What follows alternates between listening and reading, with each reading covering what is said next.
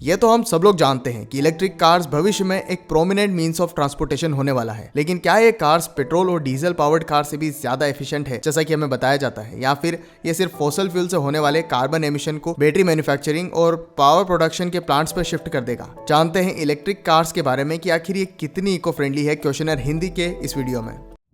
पिछले 100 सालों से भी ज्यादा टाइम से इंसान फॉसिल फ्यूल से चलने वाली कार्स का इस्तेमाल करते आ रहे हैं। साल 1908 में फोर्ड कंपनी ने मॉडल टी को लॉन्च किया, जो कि पहली मास स्केल पर प्रोड्यूस हुई कार बनी। इस असेंबली लाइन पर आज के टाइम में कार्स ही नहीं बल्कि मोबाइल फोन्स, टीवीज और ज्यादातर इलेक्ट्रिकल गैजेट्स बनते हैं। उसकी शुरुआत भी इसी कार के साथ में हुई थी। एक कार के टोटल एनवायरमेंट इम्पैक्ट को हम लोग दो पार्ट्स में डिवाइड कर सकते हैं। पहला उस कार की मैन्युफैक्चरिंग में हुए इम्पैक्ट और दूसरा उसकी पूरी लाइफ साइकिल में हुए कार्बन एमिशंस। सबसे पहले हम लोग बात करते हैं उसकी मैन्युफैक्चरिंग के बारे में। एक एवरेज पेट्रोल पावर्ड कार की मैन्युफैक्चरिंग करने में ऑलमोस्ट 7 टन कार्बन एमिशन होता है। इसमें उस कार में लगे पेंट से लेकर के उसके प्लास्टिक पीसेस और कार के अंदर स्टील को बनाने में लगा कार्बन भी इंक्लूडेड है। जनरली एक आईसी कार यानी कि इंटरनल कंबशन कार की मैन्युफैक्चरिंग में carbon emission lithium ion battery वाली इलेक्ट्रिक कार से कम होते हैं। एक इलेक्ट्रिक कार की मैन्युफैक्चरिंग में लिथियम, कोबाल्ट, निकल जैसे रेयर मटेरियल्स की जरूरत होती है, जिसकी वजह से इलेक्ट्रिक कार की प्रोडक्शन में न सिर्फ कार्बन एमिशन ज्यादा होता है बल्कि दूसरे नेचुरल रिसोर्सेज की भी ज्यादा रिक्वायरमेंट होती है।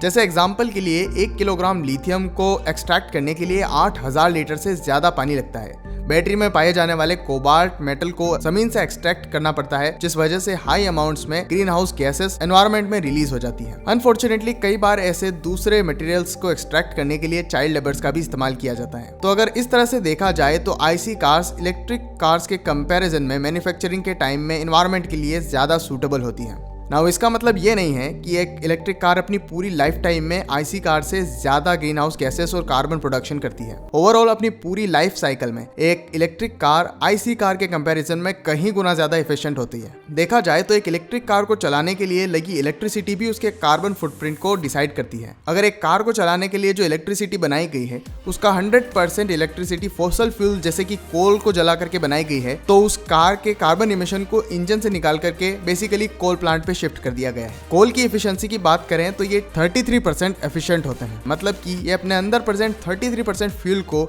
एनर्जी में बदल देते हैं, जो कि एक इंटरनल कंबशन कार से फिर भी ज्यादा है, क्योंकि एक लाइट वेट इंजन के अंदर फ्यूल को ज्यादा इफेक्टिवली कन्वर्ट नहीं किया जा सकता है और इसीलिए एक इंटरनल कंबशन कार में सिर्फ 20% फ्यूल ही पूरी तरीके से एनर्जी में कन्वर्ट हो पाता है। ओवरऑल अगर एक कार 1 किलोमीटर पेट्रोल पर चलती है और दूसरी कार इलेक्ट्रिसिटी पर, और अगर उसकी सारी इलेक्ट्रिसिटी कोयले से भी बनाई गई हो, तो फिर भी इलेक्ट्रिक कार ज्यादा एफिशिएंट होगी पेट्रोल के कंपैरिजन में।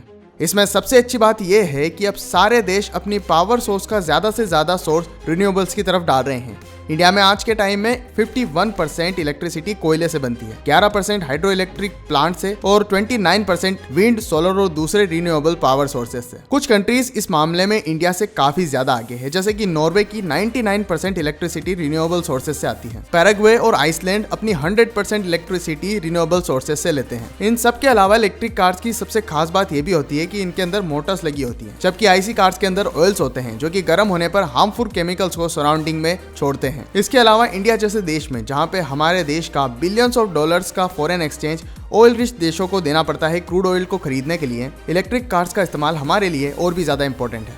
और अब तो इंडियन कार मैन्युफैक्चरर्स जैसे कि टाटा और महिंद्रा भी बहुत फास्ट स्पीड से इस दिशा में काम कर रहे हैं। इसके अलावा भी एक इशू है जो कि बहुत ज्यादा इंपॉर्टेंट है, लेकिन हो सकता है कि बहुत नियर फ्यूचर में उसे भी सॉल्व कर दिया जाए।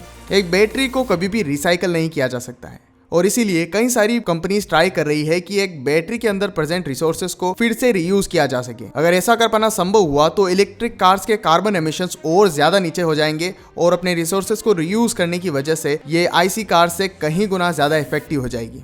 इस वीडियो को एंड तक देखने के लिए आपका बहुत बहुत धन्यवाद। अगर आपको ये वीडियो अच्छा लगा है तो आप इसे शेयर कर सकते हैं और हमें सपोर्ट कर सकते हैं।